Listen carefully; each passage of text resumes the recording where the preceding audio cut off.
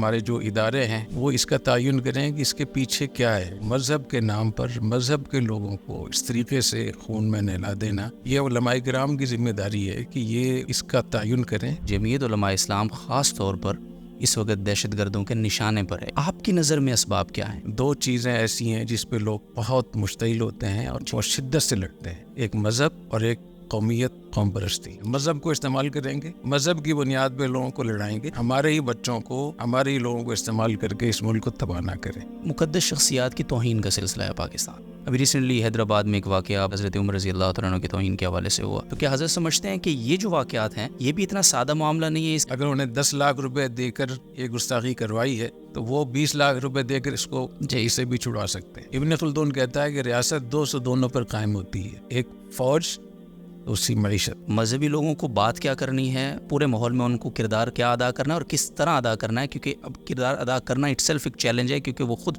Target پہ آ جائیں گے. ہم سچ نہیں بولیں گے اور لیبا پوتی کرتے رہیں گے تو یہی ہوگا. جو لوگ یہ کہہ رہے ہیں کہ ہم جہاد کر رہے ہیں، ہم اپنا فرض ادا کر رہے ہیں، ان کو آئینہ دکھائیں. ہمیشہ مسعود نے وہاں شریعت نافذ نہیں کی تھی کابل میں، اور وہ مالاکنڈ اور سوات میں شریعت نافذ کر رہا تھا. جیسے لینڈ مافیا ہے، واٹر مافیا ہے، تو مذہب کے حوالے سے بھی ایک مافیا ہوتا ہے، اور میرے خیال میں ہم اس سے گزر رہے ہیں. تمام تقریباً علماء نے، مشائخ نے پیغام پاکستان پہ دستخط کیے ہیں. اس میں کہا گیا ہے کہ جو لوگ یہاں مسلح جنگ لڑ رہے ہیں یہ باغی ہیں، یہ خوارج ہیں اور یہ حرام موت ہے. جتنی مذہبی جماعتیں ہیں، دینی تنظیمیں ہیں، وہ 4-5 موضوعات کو باقاعدہ اپنے نصاب میں شامل کریں. 45 سال سے جو عسکریت یہاں چل رہی ہے اس سب پہ عنوان جہاد کا ہے. تو یہ معاشی جنگ بھی ہے، سفارتی جنگ بھی ہے، مذہبی جنگ بھی ہے، اور دفاعی جنگ بھی ہے، اور نفسیاتی جنگ بھی ہے. اس کو لڑنے کے لیے ہم پوری قوم کو ایک پیج پہ آنا ہوگا. میں سمجھتا ہوں کہ ہمارے ملک کی 100 شخصیات میرے علم میں ایسی ہیں، اگر وہ ایک پیج پہ آ جائیں تو یہ مسئلہ حل ہو سکتا ہے.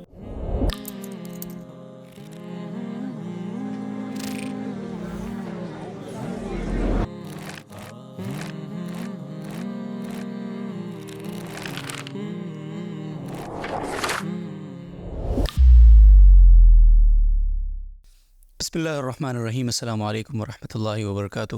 ناظرین محترم، ہمارے ملک میں دہشت گردی کی جو حالیہ لہر ہے یہ بہت ہی فکر انگیز ہے، افسوسناک ہے، اور آئے روز ہم دیکھتے ہیں کہ کبھی ہماری افواج پر حملے ہیں، کبھی ہماری سویلین آبادی کے اوپر حملے ہیں، اور خاص کر مذہبی مقامات، مذہبی جو عبادت گاہیں ہیں، جلسے جلوس ہیں، ان کو نشانہ بنایا جا رہا ہے. یہ بہت افسوسناک پہلو ہے، اور اس طرح کی دہشت گردی کی لہر وہ شاید ہم نے پہلے نہیں دیکھی ہے پاکستان میں. تو اس حوالے سے ضروری ہے کہ ہم اس کے اسباب پہ بات کریں اور اس کے سدباب کی طرف اپنے آپ کو لے کر جائیں، اور وہ سمجھیں کہ سدباب کیا ہو سکتا ہے. اور اس حوالے سے ہماری سعادت مندی ہے کہ ہمارے ساتھ سرپرست اعلیٰ جامعۃ الرشید حضرت استاد صاحب حضرت مفتی عبدالرحیم صاحب ہیں آج کی اس نشست میں، آج کی اس پوڈ کاسٹ میں. تو ان سے اس معاملے کو، اس کی تہہ کو سمجھنے کی کوشش کریں گے اور حل کیا ہے اس پر بات کریں گے. السلام علیکم ورحمۃ اللہ وبرکاتہ. وعلیکم السلام ورحمۃ اللہ وبرکاتہ. حضرت سانحہ جڑاوالا پہ ایک بہت بھرپور نشست ہوئی اور اس سے بہت رہنمائی بھی ملی. تو ضرورت محسوس ہوتی ہے کہ یہ سلسلہ چونکہ رک نہیں رہا ہے تو دوبارہ اس پر ایک رہنمائی آپ سے حاصل ہو ایک نشست کے ذریعے سے. مستونگ میں ابھی سانحہ ہوا 12 ربیع الاول کے دن، اور بہت ہی مبارک دن ہے. جس طرح ظاہر پورے ملک میں، دنیا بھر میں اس کو منایا جاتا ہے جلوس پہ، اور پھر ہنگوں میں نماز جمعہ، اس دن جمعہ بھی تھا، جمعے کی نماز کے دوران. تو یہ دو بڑے سانحات پاکستان میں ہوئے، اور یہ گزشتہ یعنی اس پورے سال کے سانحات کی ایک تسلسل ہے.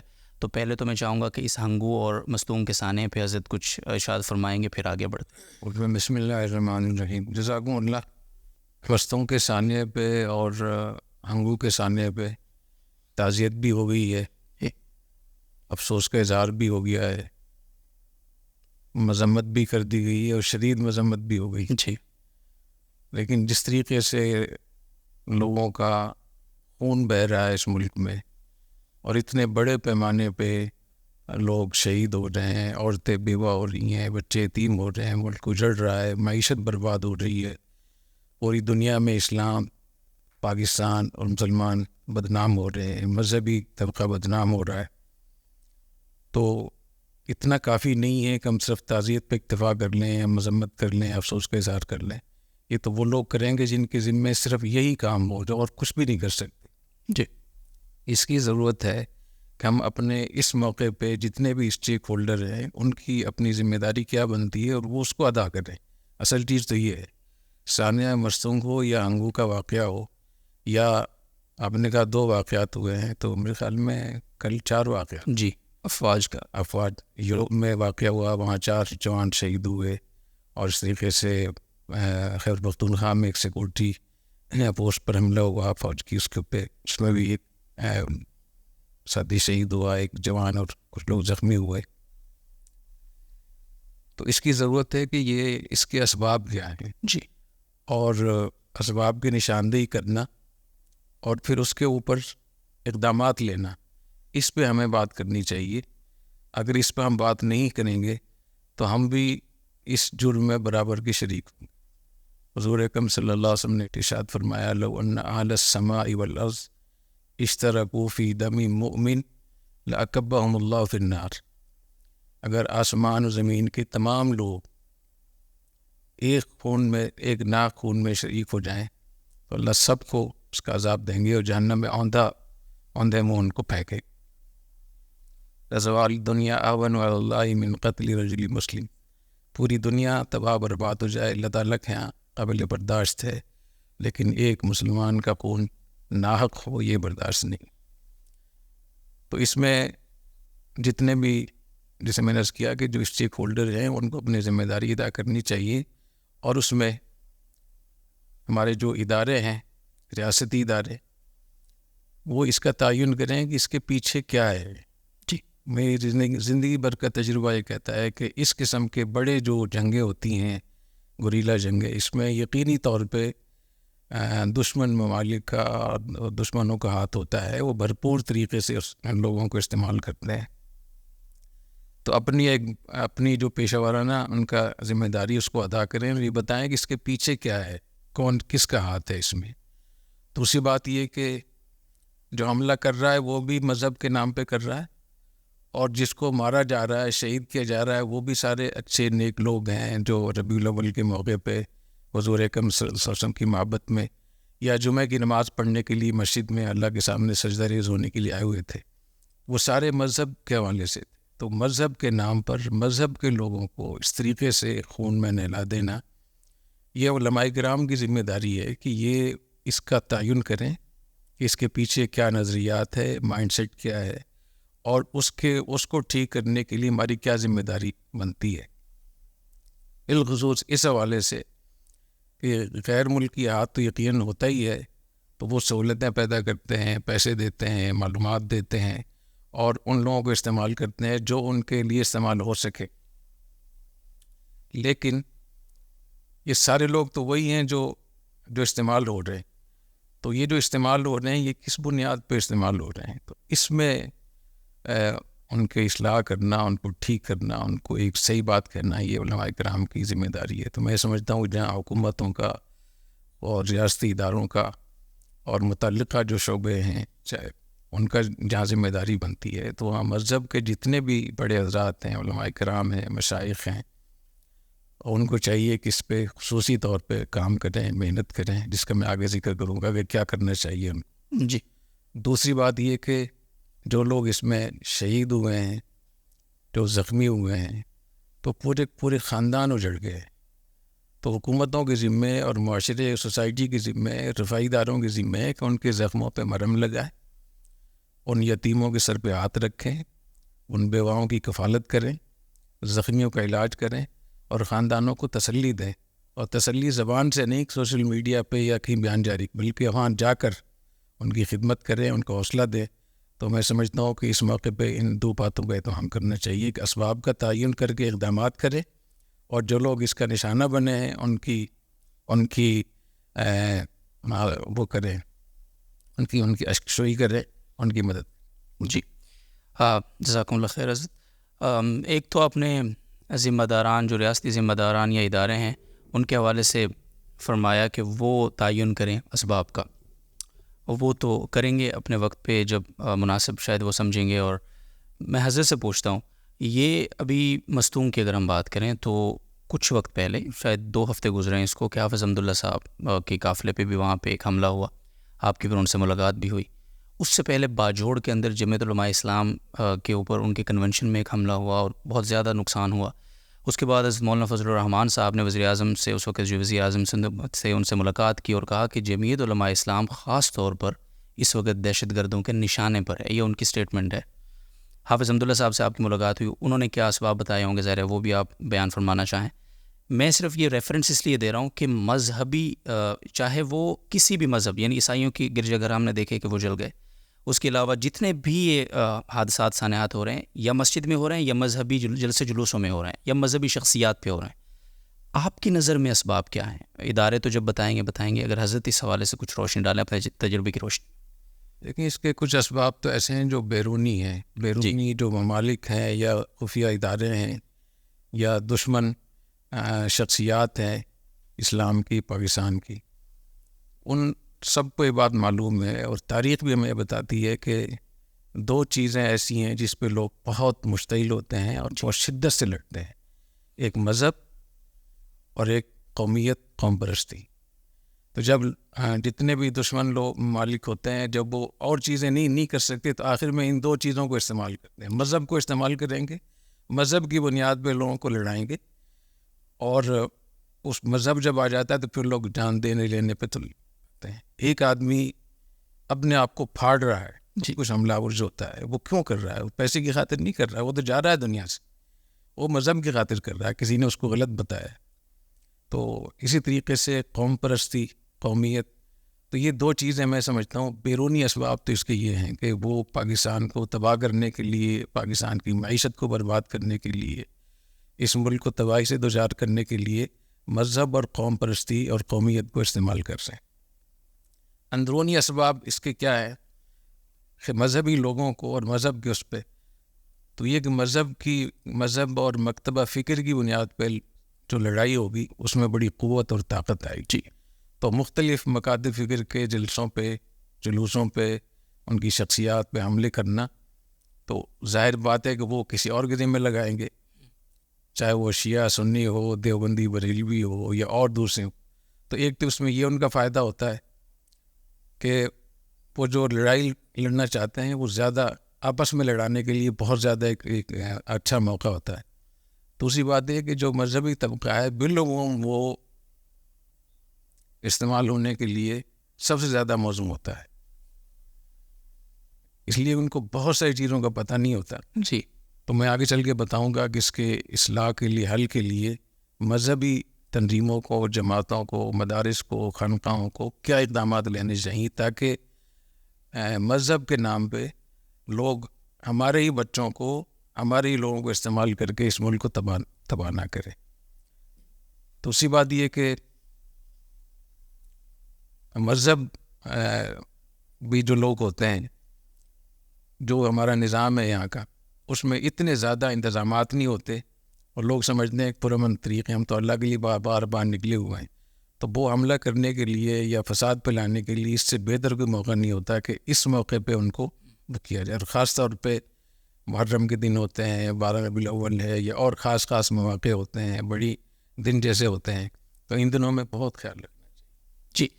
خودکش حملے کی قسم تو یہ ہے کہ لوگ آتے ہیں اور دھماکہ کر کے اپنے آپ کو پھاڑ دیتے ہیں، جانے نقصان ہوتا ہے. ایک قسم اور بھی ہے، اور میں چاہوں گا اس پر تھوڑا سا کامنٹ کر کے حضرت تو پھر ہم آگے بڑھتے ہیں. ایک مقدس شخصیات کی توہین کا سلسلہ ہے پاکستان میں. جو بندہ یہ توہین کر رہا ہے اس کو پتہ ہے کہ مجھے پکڑا جاؤں گا، میں بچ نہیں سکتا. الحمدللہ ہمارے یہاں اتنا قانون کی عملداری ہے، اور ایسا کوئی کیس شاید پاکستان میں نہیں ہے کہ وہ بچ گیا. ابھی ریسنٹلی حیدرآباد میں ایک واقعہ بڑا افسوسناک حضرت عمر رضی اللہ تعالیٰ عنہ کی توہین کے حوالے سے ہوا، اور ان لوگوں کو بھی پتہ تھا ہم پکڑے جائیں گے، کیونکہ سوشل میڈیا پہ جب آپ کوئی چیز ڈال رہے ہیں تو ظاہر سی بات ہے آپ بچ نہیں سکتے، اور وہ پکڑے بھی گئے. یہ لوگ کیوں اتنی جرت کرتے ہیں؟ یقینی طور پہ اس سے ایک اشتعال پیدا ہوتا ہے، اور وہ جو ان مسالک کے بڑے آپس میں بیٹھے ہوتے ہیں، اداروں کے ساتھ میٹنگز کر رہے ہوتے ہیں، حالات بہتر کرنے کی کوشش کر رہے ہوتے ہیں، وہ یکدم سبوتاژ ہو جاتے ہیں. تو کیا حضرت سمجھتے ہیں کہ یہ جو واقعات ہیں یہ بھی اتنا سادہ معاملہ نہیں ہے، اس کے پیچھے بھی کچھ اور ایسے معاملات اور عناصر ہیں بیرونی؟ جی، اس پر بھی میں یہی کہوں گا کہ جو ہمارے ریاستی ادارے ہیں، جو حکومتی ادارے ہیں، جن کے ذمہ یہ کام ہے کہ وہ ان چیزوں کا پتہ لگائیں، اس میں بھی پیچھے وہی سلسلہ نظر آئے گا کہ وہاں بھی پیسہ چلتا ہے، اور کسی کو 2-4 لاکھ روپے، 10 لاکھ روپے دے کر کوئی ایسی چیز کروا دینا کوئی مشکل نہیں ہے.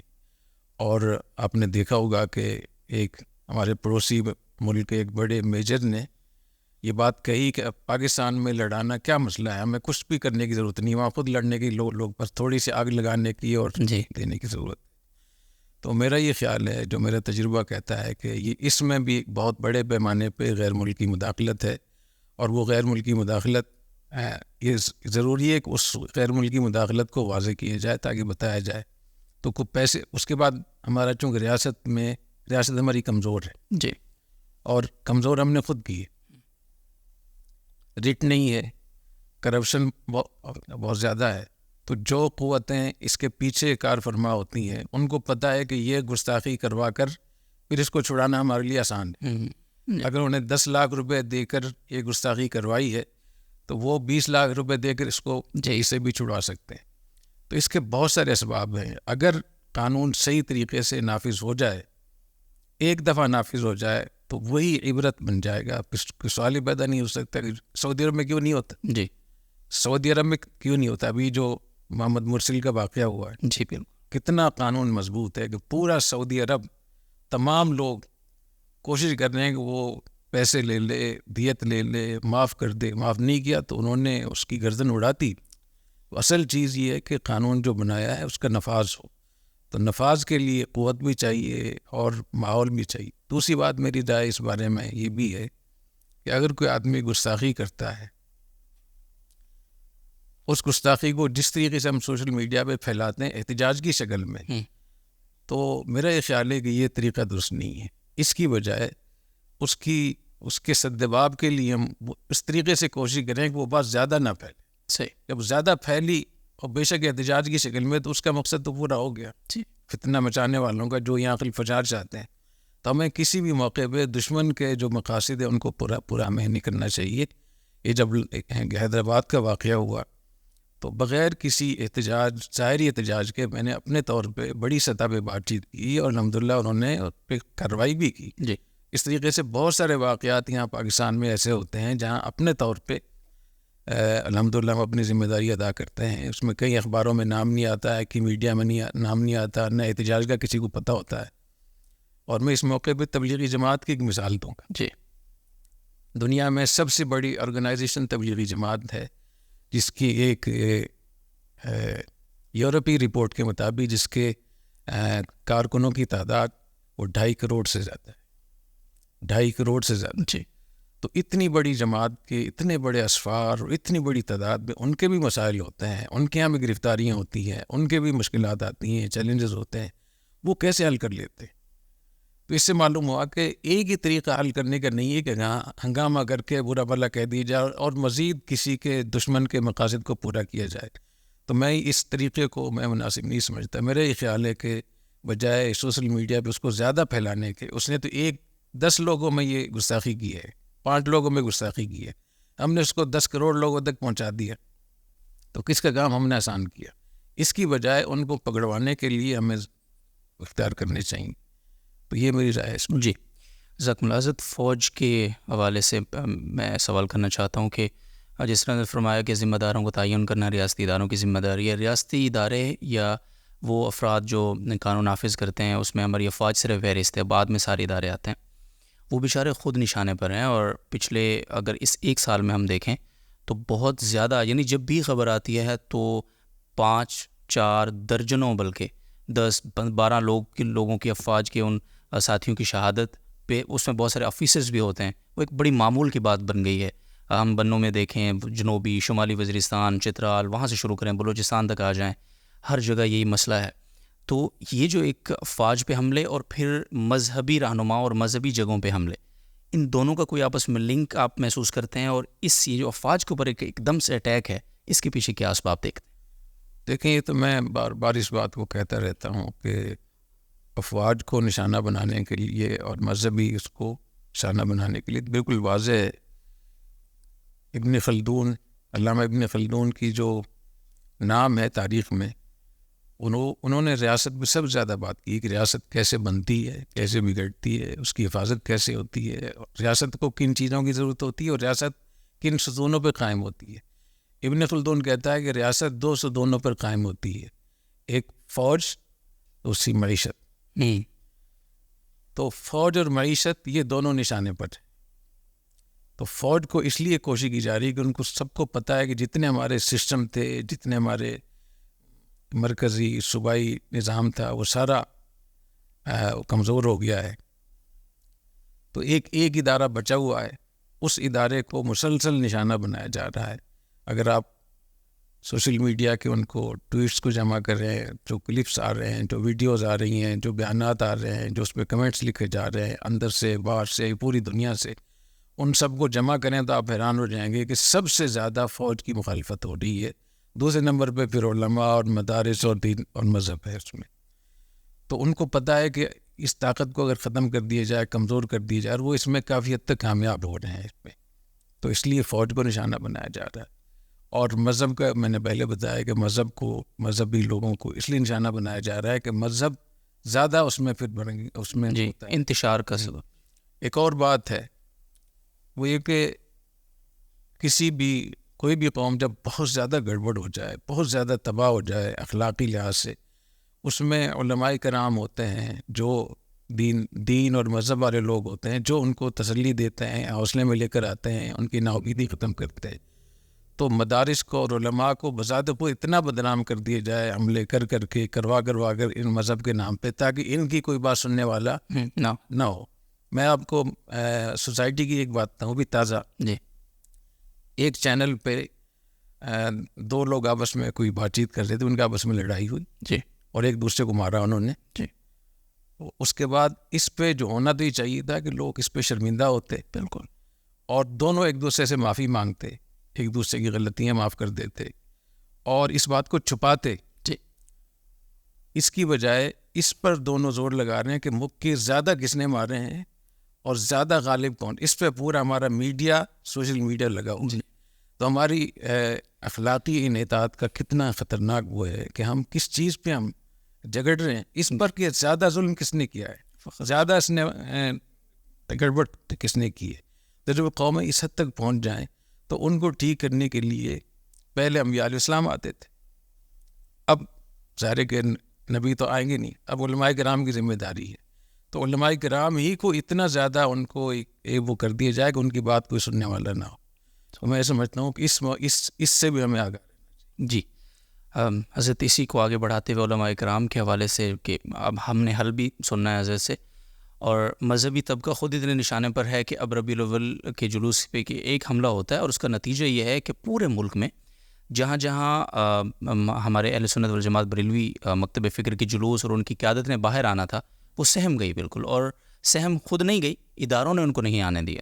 تو یہ ایک مثال ہے ہمارے پاس کہ جب اس طرح مذہبی رہنماؤں پر یا ان کی جگہوں پر حملے ہوں گے تو مذہبی لوگ بھی ظاہر ہے لمیٹڈ ہو جائیں گے، محدود ہوں گے. وہ جو بات کرنا چاہتے ہیں، پیغام دینا چاہتے ہیں، وہ چیلنج بن جائے گا. ایک مذہبی لوگوں کو بات کیا کرنی ہے، اس پورے ماحول میں ان کو کردار کیا ادا کرنا ہے اور کس طرح ادا کرنا ہے، کیونکہ اب کردار ادا کرنا اٹ سیلف ایک چیلنج ہے، کیونکہ وہ خود ٹارگیٹ پہ آ جائیں گے.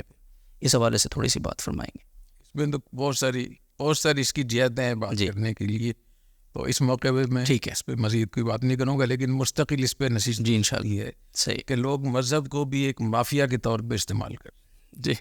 مذہب کے نام کو استعمال کر کے اپنے ایجنڈے چلانا، جی اپنی سیاست چلانا، اپنے کاروبار چلانا، اپنی جو مفادات ہیں وہ حاصل کرنا.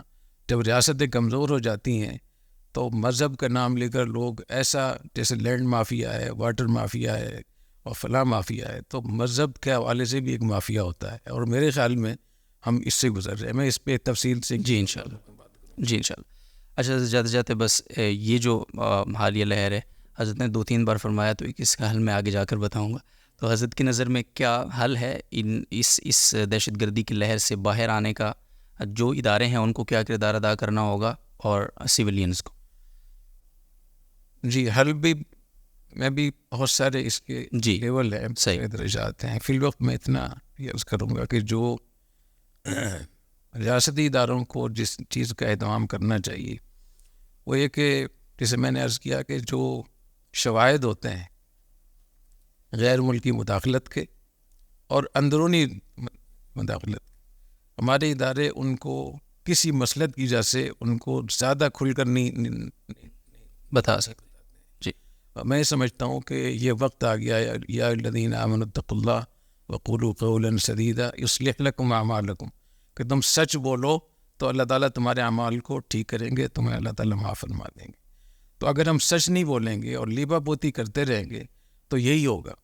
تو ایک ایسا ملک جو اتنی بڑی جنگ کی زد میں ہے، چمکی جنگ ہے، اس کو پر مسلط ہے، اور اس وقت میں اگر ادارے کسی مصلحت سے کسی اس سے، تو میرے خیال میں سب سے بڑی مصلحت یہ ہے کہ اس بات ان شواہد کو پیش کریں۔ صحیح۔ جو لوگ یہ کہہ رہے ہیں کہ ہم جہاد کر رہے ہیں، ہم اپنا فرض ادا کر رہے ہیں، ان کو آئینہ دکھائیں کہ جہاد جو آپ کر رہے ہیں یہ جہاد فلاں وہ کر رہا ہے، اسپانسر۔ ہاں، میں اس کی ایک مثال دیتا ہوں۔ 1995 میں جب مالاکنڈ میں تحریک شروع ہوئی تو وہ تحریک پرامن تحریک تھی سوری محمد صاحب، لیکن بعد میں پھر وہ عسکری تحریک میں تبدیل ہو گئی، اس علاقوں پہ قبضہ ہو گیا۔ تو ایک دفعہ میں نے ان کے لیڈرشپ سے پوچھا کہ جو آپ لوگ جنگ شروع کر دی، جنگ کے لیے ضروری ہے کہ ان کے پیچھے کوئی ملک ہو اور ایک سستانے کی جگہ ہو، رسد پہنچانے کی جگہ ہو، پناہ لینے کی جگہ ہو، تو آپ لوگ کیسے اس جنگ کو آگے لڑیں گے؟ تو انہوں نے کہا کہ ہمیں شاہ مسعود نے کابل میں اوطاق دی ہوئے ہیں، وہاں سے اسلحہ ہی مل رہا ہے، تو ہمیں بالکل پورا راستہ ہمارے پاس موجود ہے وہاں جانے۔ یہ وہ دن تھے جب کہ طالبان شاہ مسعود سے شریعت کی بنیاد پہ لڑ رہے تھے جی۔ تو ادھر شاہ مسعود نے وہاں شریعت نافذ نہیں کی تھی کابل میں، اور وہ مالاکنڈ اور سوات میں شریعت نافذ کر رہا تھا۔ تو یہ چیزیں وہ ہیں جس کو ہمیں دیکھنا چاہیے کہ ہمیں اس بات کو واضح کرنا چاہیے کہ غیر ملکی ہاتھ ہے تو اس کو دکھائیں۔ جی۔ اس میڈیا کو مجبور کریں، میڈیا کب بولے گا؟ اس کو دکھائیں کہ یہ لوگ ہیں، یہ ادارے ہیں، جب تک آپ دکھائیں گے نہیں۔ اور اندرونی طور پہ میں سمجھتا ہوں جو علماء کرام ہیں ان کو اپنا خاص طور پہ فرض ادا کرنا چاہیے۔ جیسے میں نے بتایا کہ اس کے اسٹیک ہولڈر ہیں، جی۔ فوج کے لوگ تو قربانی دے رہے ہیں، جو ادارے ہیں وہ اپنی قربانی دے بھی رہے ہیں لگے ہوئے، لیکن مزید ان کو اپنے آپ کو بہتر کرنا چاہیے، ان کے پاس ڈیٹا صحیح ہونا چاہیے، معلومات ہونی چاہیے، اس کی سمت ٹھیک ہونی چاہیے، اور وہ جو اقدامات ہیں ان میں تسلسل ہونا چاہیے، اس میں ذاتی اپنی پروموشن یا اپنی کریڈٹ لینے کا یا اپنی چیزوں کا کہیں وہ نہ ہو۔ تو یہ تو ان کے ذمہ ہے۔ علماء کرام کو یہ کہ وہ اس پہ غور کریں کہ کس وجہ سے مذہب کو استعمال کیا جا رہا ہے، کس عنوان سے مذہب کو استعمال کیا جا رہا ہے، اس کو طے کر کے اس پہ بات چیت کریں۔ اور خاص طور پہ تمام تقریباً علماء نے، مشائخ نے پیغام پاکستان پہ دستخط کیے ہیں، اس میں کہا گیا ہے کہ جو لوگ یہاں مسلح جنگ لڑ رہے ہیں یہ باغی ہیں، یہ خوارج ہیں، اور یہ حرام موت ہے، اور فوج کے ساتھ کھڑا ہونا فرض ہے، اور یہ اگر نہیں ہم کھڑے ہوں گے تو گناہ گار ہوں گے۔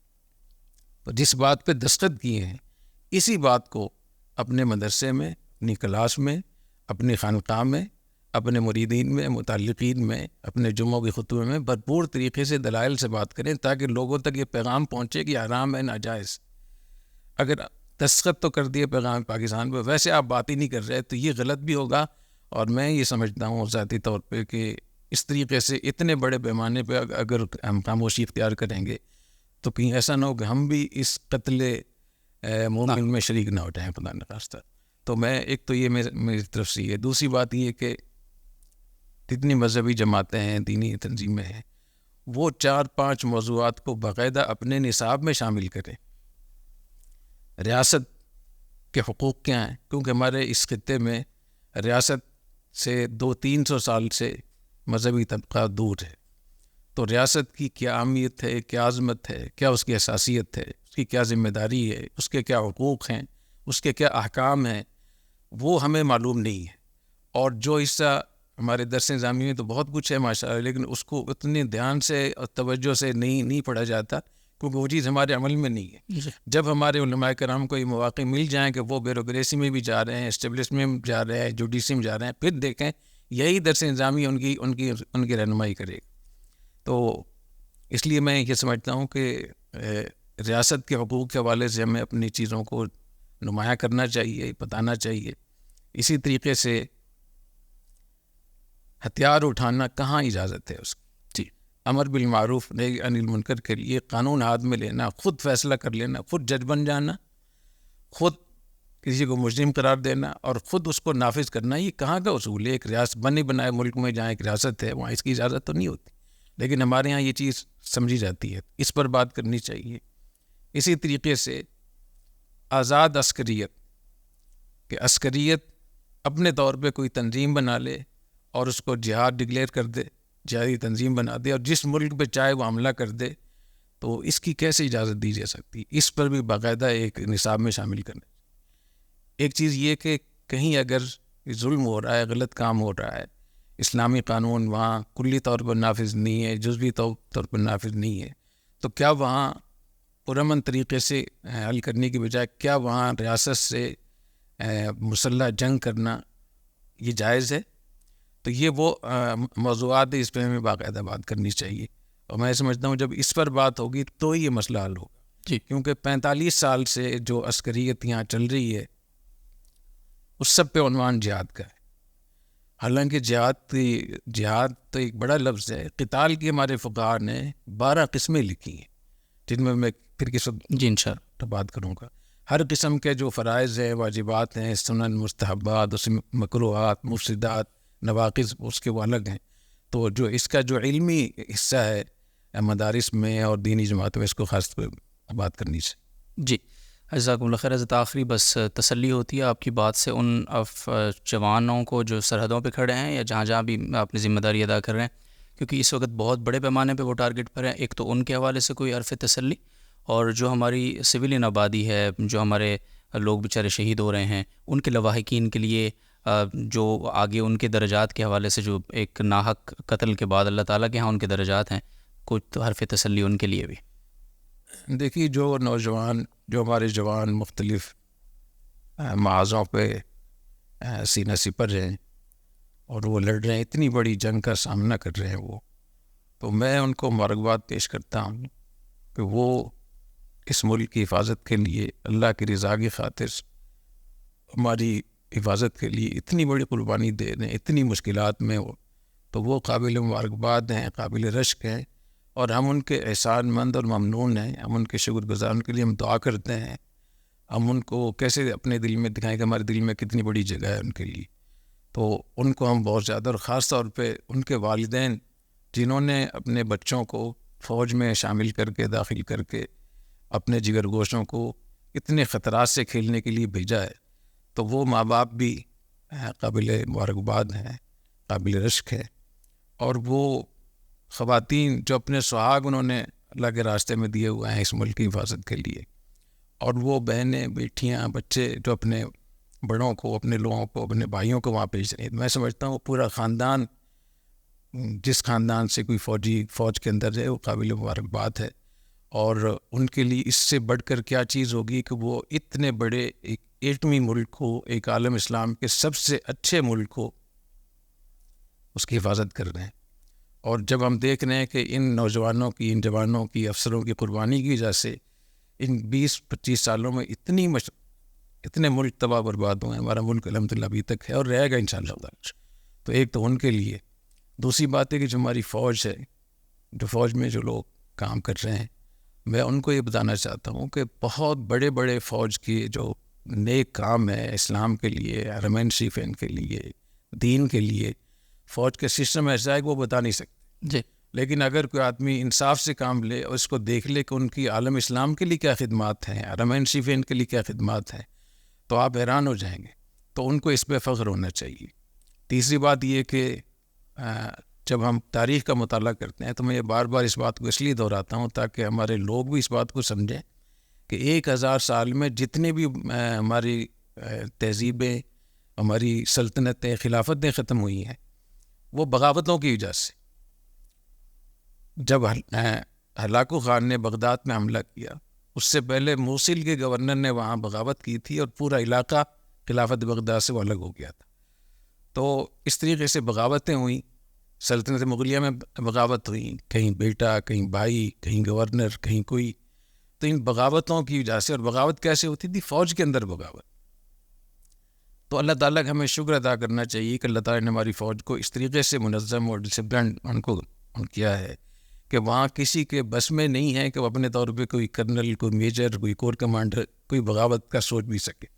حالانکہ کوشش بہت ہو رہی ہے، مجھے ذاتی طور پہ پتہ ہے کہ اتنی کوشش ہو رہی ہے کہ کسی طریقے سے فوج کو اندر سے نقصان پہنچایا جائے، باہر سے جو ان کے ریٹائرڈ لوگ ہیں ان کو استعمال کیا جائے، اور بڑے افسوس کی بات ہے کہ جو ریٹائر حضرات ہیں وہ بھی اس میں استعمال ہو رہے ہیں. تو میں ان سب سے درخواست کروں گا کہ اس فوج کی آپ ساتھ دیں، اس کے ساتھ کھڑے ہو جائیں، عوام بھی، مذہبی طبقہ بھی. ہاں جو فوج غلط کام کرتی ہے، جو ان کا غلط کام ہے، غیر آئینی کام ہے، ان کو سمجھائیں، ایسے سمجھائیں جیسے ہم اپنے گھر میں کسی چیز کو سمجھاتے ہیں. ہمارے کو غلط کام ہو جاتا ہے تو کس طریقے سے ہم اس کو ٹھیک کرتے ہیں. لیکن دشمن کی زبان بولنا اور ان کی لہجے میں بات کرنا یہ بہت غلط بات ہے. آپ نے حل کی بات کی تو حل کے حوالے سے بہت سارے حل ہیں، بہت ساری اس بارے میں تجاویز ہیں. جتنا معاملہ ہمارے ہاں کمزور ہو گیا ہے، خراب ہو گیا ہے ہماری سوسائٹی کے لحاظ سے، انتظام و انصرام کے لحاظ سے، اس کے لیے سب سے جو بنیادی ہماری جو ضرورت ہے وہ تعلیم ہے. تعلیم ہماری ٹھیک ہو. اسکول، کالج، یونیورسٹیاں وہ ڈگریاں بھی دے رہی ہیں، لوگ بھی، رجال کار بھی، لیکن وہ ایسے لوگ ہیں جن کا مقصد صرف پیسہ کمانا ہے یا عہدہ حاصل کرنا. جی. وہ اس قوم کو دینے کے لیے ان کے پاس جذبہ نہیں ہے. تو ہمارے اسکول، کالج، یونیورسٹی کے نصاب تعلیم کو ٹھیک کرنا، اس کے اندر ان سب چیزوں کو شامل کرنا جن چیلنجز سے ہم لوگ گزر رہے ہیں ان کے، یہ بہت ضروری ہے. پکا حل تو اس میں یہی ہو کہ جو بیوروکریٹ ہو یا اسٹیبلشمنٹ کا ذمہ دار ہو یا افسر ہو یا جوڈیشری کا ہو یا میڈیا پسند ہو یا کاروباری لوگ ہوں، کہیں بھی بیوروکریسی کے لوگ ہیں، پولیس کے لوگ ہیں، تو ان کو یہ پتہ ہو کہ ہماری ذمہ داری کیا تھی. یہ جتنے حالات خراب ہو رہے ہیں یہ کیوں خراب ہو گئے؟ جی. یہ ملک یہاں تک کیسے پہنچا ہے؟ اس لیے کہ ان لوگوں نے اپنی ذمہ داری ادا نہیں کی جن کے ذمہ یہ تھا کہ وہ کرپشن روکیں گے، اسمگلنگ روکیں گے، بدعنوانی روکیں گے اور اس ملک کو تباہی سے بچائیں گے. انہوں نے ذمہ داری ادا نہیں. کیوں نہیں ادا کی؟ اس لیے کہ ہمارے تعلیمی نظام ان کو یہ عقل دیتا ہی نہیں، سمجھ دیتا ہی نہیں ہے. تو پکا حل یہ ہے. اسی طریقے سے جو ہمارے مدارس ہیں ان کے اندر بھی نصاب میں اصلاحات کی بہت شدید ضرورت، جس پہ میں بات کرتا رہتا ہوں کہ وہاں ایک طالب علم کو، ایک عالم دین کو اتنا ہونا چاہیے کہ وہ ہماری ریاست کے، معاشرے کے، سوسائٹی کے مسائل کو سمجھ سکے، حل بھی پیش کر سکے، پھر جا کر اس کو قرآن حدیث کی صحیح اس کا پتہ چلے گا. تو مدارس میں بھی ضرورت ہے. یہ وہ حل ہے جو باقاعدہ حل ہے اور لمبا، اس کی دیر پا اس کے نتائج ہوں گے. ایک وہ حل ہے جس میں فوری طور پہ ہمیں کچھ نتائج مل سکتے ہیں اور وہ ہے تھنک ٹینک کے ذریعے سے. یہ تھنک ٹینک ہونے چاہیے اور تھنک ٹینک کے ذریعے سے جو ایسے ہماری چیلنجز ہیں، مشکلات ہیں جن سے ابھی ہم گزر رہے ہیں، تو فوری طور پہ ان کا کیا حل ہو سکتا ہے، اس پہ ایک ریسرچ ہو، تحقیق ہو، اس پہ مشاورت ہو، ماہرین بیٹھیں، اس کا تجزیہ کریں اور پھر جو پالیسی چل رہی ہے اگر وہ کمزوری ہے اس کمزوری کو دور کرنے کا مشورہ دیں، اور اگر وہ غلط ہے تو اس کو بتائیں کہ یہ غلط ہے، اس کا متبادل یہ ہو سکتا ہے.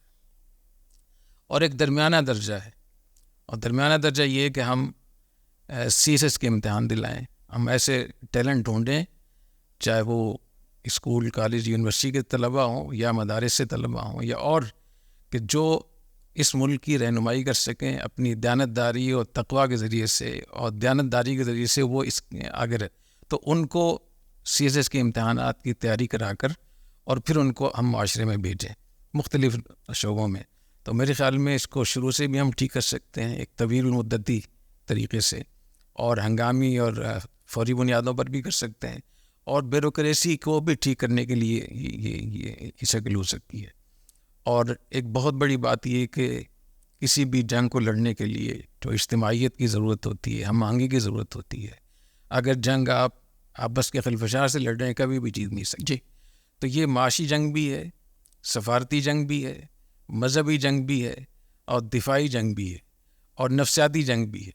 اس کو لڑنے کے لیے ہم پوری قوم کو ایک پیج پہ آنا ہوگا، اور ایک پیج پہ آنے کے لیے ایسا نہیں کہ یہ ہمیں کوئی پیج باہر سے لانا پڑے گا، ادھر موجود ہے. ادھر موجود ہے، اور ایک لائن ہر جگہ ہوتی ہے، گھروں میں بھی ہوتی ہے، اداروں میں بھی ہوتی ہے. اس لائن سے آگے ہمیں نہیں، یہاں ہمارے مشترکہ مفادات، جہاں ہماری معیشت کو نقصان ہو رہا ہے، یہ سب کا نقصان، اس پہ سارے اپوزیشن، حکمران، سب لوگ اکٹھے ہو جائیں. جہاں ہماری ریاست کو نقصان ہو رہا ہے تو ہم آہنگی اور اتحاد، آپس میں اجتماعیت، مشترکہ مفادات کے لیے ریاست کے حوالے سے. اور اگر ہمیں سمجھ میں نہیں آ رہا کہ ریاست کے مفاد کیسے ہوتے ہیں تو ہم دیکھ لیں امریکہ میں کیسے کر رہے ہیں. امریکہ ہے، یورپ ہے، دنیا میں ممالک ہیں، تو ہم کوئی الگ سے تو نہیں ہیں. تو جیسے وہ لوگ اپنی جمہوریت کے ہوتے ہوئے، آزادی اظہار کے ہوتے ہوئے اکٹھے ہو سکتے ہیں ریاست کے لیے، ہم کیوں نہیں اکٹھے ہو سکتے؟ جامع رشید کا جو تھنک ٹینک ہے CPRD، اس حوالے سے کچھ فرمائیں گے کہ اس کا کیا کردار ہے اس پوری؟ دیکھیں، میں اس پہ پھر الگ سے بھی اس وقت بات کروں گا کہ جامع رشید کا جو تعلیمی نظام ہے اس کو مالی سپورٹ کی بہت ضرورت ہے جی، اور تھنک ٹینک ایسے ہی نہیں چلتے. تھنک ٹینک ہے ہمارا جی، لیکن بہت ہی لولا لنگڑا سا تھنک ٹینک. اگر ہمارے تھنک ٹینک کو وسائل مل جائیں، اچھے وسائل مل جائیں، تو ہم اس قوم کی، اس ملک کی، اس دین کی، مذہب کی، مخلوق کی، خلق خدا کی، سوسائٹی کی بہت زیادہ خدمت کر سکتے ہیں.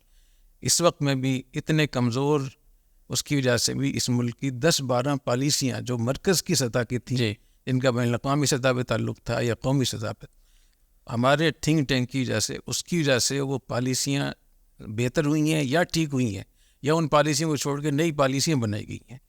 تو اس لیے میں یہ بھی درخواست کروں گا کہ یہ جو یہاں سے نظام تعلیم ہے، یہ آپ کے لیے، اس ملک کی حفاظت کے لیے، کاروباری لوگوں کے لیے، یہ ہماری حفاظت کے لیے، تو اس کے ساتھ لوگوں کو اس کو آن کرنا چاہیے، کھڑے ہونا چاہیے.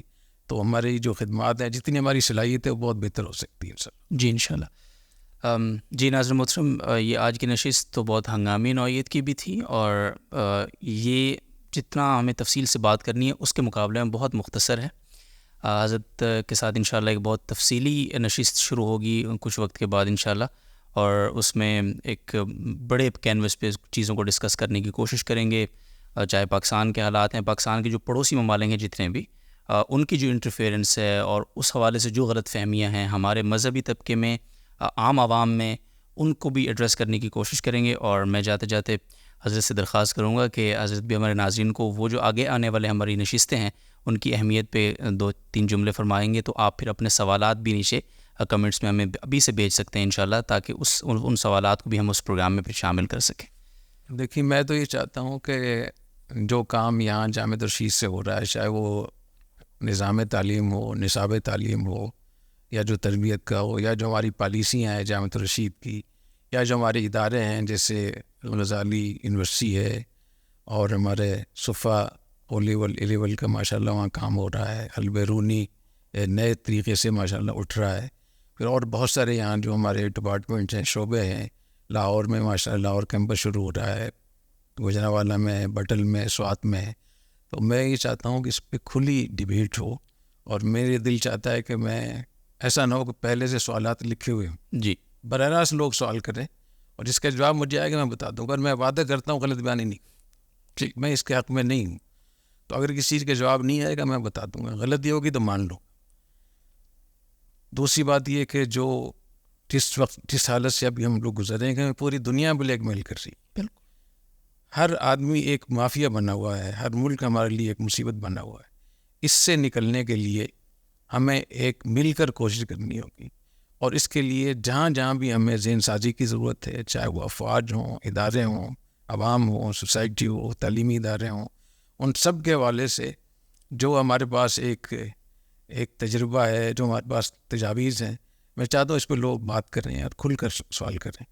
چونکہ یہاں بھی سسٹم ہمارے آپ کا جو آواز کا ہے یا کمیونیکیشن کا اتنا اچھا نہیں ہے، تو یہ بھی ہو سکتا ہے کہ لوگ اپنے ویڈیو کی شکل میں اپنا جو سوال ہے وہ ریکارڈ کر کے بھیج دیں، تو انشاءاللہ اس کا جواب انشاءاللہ ہو جائے گا. اور میں سمجھتا ہوں اس کا بہت فائدہ ہوگا، اور مجھے ذاتی طور پہ بہت فائدہ ہوگا. مجھے لوگوں کے بہت ساری جتنے بھی یہاں چیزیں بنی ہیں، جتنے بھی 40-45 شعبے بنے ہیں، لوگوں سے ہم نے سیکھے. لوگوں سے ملا کر ہمیں پتہ چلا کہ یہ بھی ضرورت ہے، یہ بھی ضرورت ہے.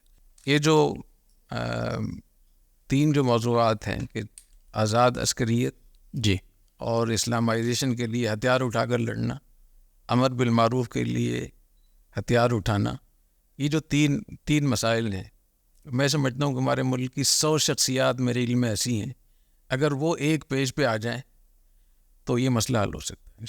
چل، تو میں پھر اگلی نشست میں بتاؤں گا کہ وہ 100 شخصیات کون سی. صحیح، جی صحیح ہے انشاءاللہ. تو ناظرین محترم، یہ بھی ایڈ ہو گیا اس میں، اور انشاءاللہ ہم SMD بھی یہاں لگی ہوئی ہوگی، اس پر آپ کے سوالات کا انتظار بھی رہے گا. جس طرح حضرت فرمایا کہ ویڈیو کال میں اگر آپ ریکارڈ کر کے بھیج دیں گے تو ہمارا وقت بھی بچے گا، اور اچھی کوالٹی کے ذریعے وہ سوالات بھی لوگ بھی سن سکیں گے، اور ان کا پھر جواب بھی انشاءاللہ بہتر انداز میں آپ تک پہنچ سکے گا. تو فی الوقت اجازت دیجیے، خیال رکھیے اپنا. السلام علیکم ورحمۃ اللہ.